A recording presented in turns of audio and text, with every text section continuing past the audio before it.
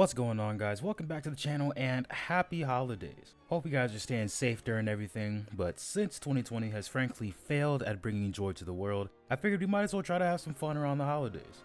This season is the time to look back on the year and see the things we've enjoyed. And honestly, despite everything going on, 2020 was a great year for Kingdom Hearts fans, as we got not one, not two, but three major releases in Remind, Dark Road, and Melody of Memory. And in a series that I consider my favorite, in a year where we got so much content, I think it'd be best to host a celebration of the series by doing an advent calendar of my favorite games from the franchise. That's right, y'all, we're gonna be counting down the top 12 Kingdom Hearts game in a series I like to call the 12 Days of Christmas. And what that means is every day I'm going to be dropping a video counting down from number 12 until we hit number 1 on Christmas Eve, and on Christmas Day I'll be dropping a new theory video. And also on one day we'll have a special guest star, though I won't tell you which day it is, so make sure you keep your eyes peeled for that. Honestly, it's thanks to the release of Dark Road and Melody of Memory that makes this list a top 12 and not just worst to best. Because even though we have translations for it, it never released in the US, so every game on this list still beat out the key browser game. Now let's talk about the criteria on the placement of the games. First off, I'm going to be judging on gameplay, because first and foremost, these are games, and a game's gotta be fun to play. Second, we're going to be judging on the story, because it could not be the most fun game to play, but if it has an intriguing and captivating story, that has the potential to make up for it. And finally, we're going to be judging on the relevance to the plot and how it adds to the overarching story.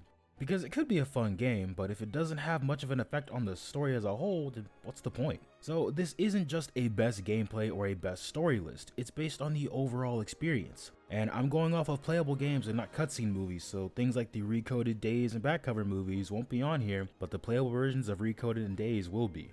And finally, even though this is a list, keep in mind that I do love all the games in this franchise. This series is meant to sort of take you away from the everyday life stuff and be a celebration of the series that we all know and love. And everything you see here is just my opinion.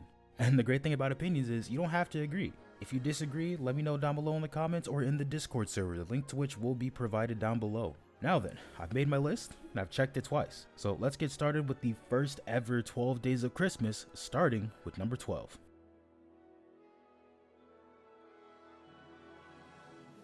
Coming in at number 12 is the newest addition to the mobile game series, Kingdom Hearts Dark Road. This game focuses on Xehanort during his time as a student aiming to become a Keyblade Master. Now, this game is interesting because since we've met him, I'm sure we've all wondered how Xehanort went from a kid longing to leave Destiny Islands to becoming the big bad we've seen him as. Also, it shows us the relationship between Ericus, how they came to be friends, and how they came to be enemies. It's an interesting premise that answers some of the questions that most fans have had for a long time. For example, we knew that Xehanort had come from Destiny Islands and had trained Ventus at one point, but we've never really known how that happened. So it's great that this game will likely give us some answers about this.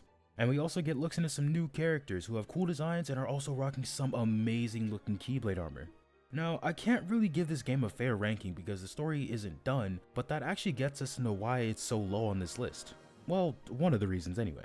One is because of its gameplay. The card system is really the worst style of gameplay on this list because honestly, it can get pretty repetitive pretty fast. Leaving it on auto battle to grind and level up to go through and try to get through the missions and to go through the story cutscenes when they update is kind of a chore and it's not really fun. And the story isn't really good enough to make up for it right now. You know, that could change in the future. This story could really pop off and become the greatest story in the franchise, but for now, it's good, but not great. Now, let's get to the main reason it's so low on this list. Its relevance to the overarching story. Because as of right now, none of it's really relevant to what's happening right now. It's mostly just giving us context to what happened with Xehanort to make him become who we know him as. While there are some interesting characters that have been introduced that could be relevant to the series in the future, I can only speak for what we have to go off now, and honestly, that isn't much. Even if it finishes and we do get to see what happened with Ventus and how we came into contact with Master Xehanort and all the things that happened in between this and Kingdom Hearts 3, it doesn't really change what happened at the end of Kingdom Hearts 3 or Melody of Memory. Xehanort's still gone and the series is still moving on to the new antagonists in Lucio the Foretellers and the Master of Masters. Which is fine if you were dying to know what happened, but as a game with little to no effect on the series at present, it doesn't really amount to much in the grand scheme of things.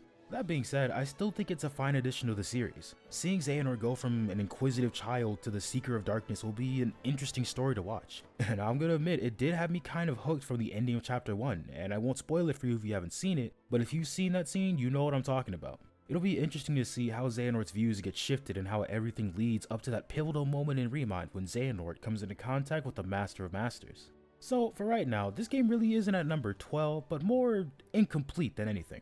So it might change later, but for now, we'll have to keep it at the bottom of this list. So, God rest ye, merry gentle master.